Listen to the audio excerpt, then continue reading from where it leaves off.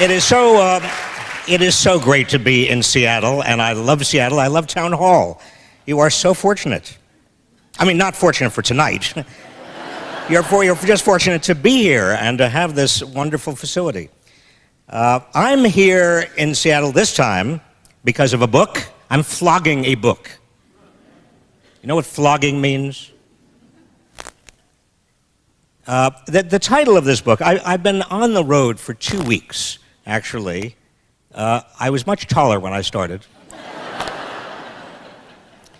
The title of this book has, well, I was in Cincinnati just the week before last, and several people were offended. They said the title, Saving Capitalism, it sounds like there's something wrong with capitalism.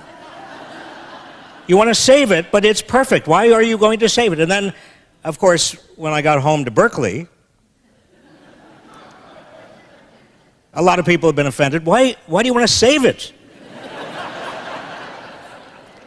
So the title I chose actually has offended everybody, which is sort of a good thing, because if you want to get people riled up and talking, you want a title that does that. But the subtitle is actually the most important thing. For the many, not the few. That's what I really wanted to emphasize.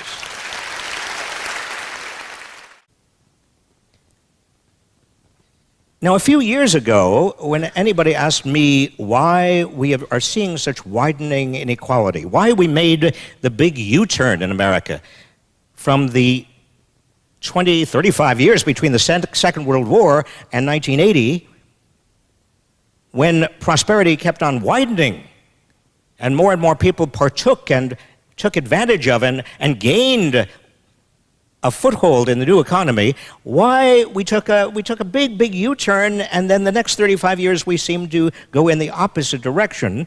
I would basically attribute the change to two things. One would be globalization, and I would also talk about technology. Technology and technological change would also displace a lot of people, and those were the two culprits that I always talked about: globalization and technological change.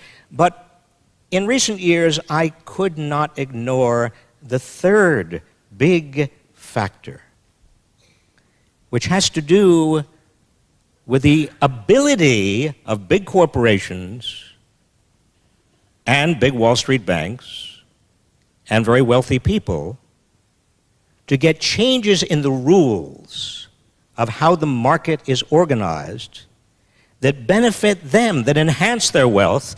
And you see what happens. You get into a compounding kind of circle, a vicious cycle, in which as more and more money from the top becomes relevant in setting the rules, those rules become more and more favorable to the people at the top, and that further enhances their income and their wealth and their ability to fix the rules.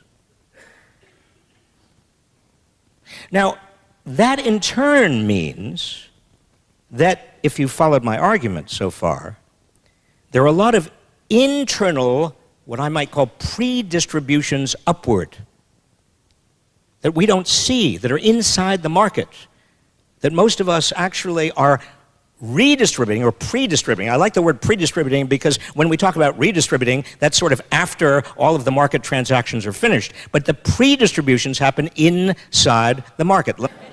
You see what I'm getting at here. That is, the entire market, instead of thinking of it a choice between market and government, we really have to understand that it is government setting the rules, and the question is, are the rules being set in favor of all of us or in favor of a small number? And is that small number rigging the game in ways that cost us? And the answer is yes.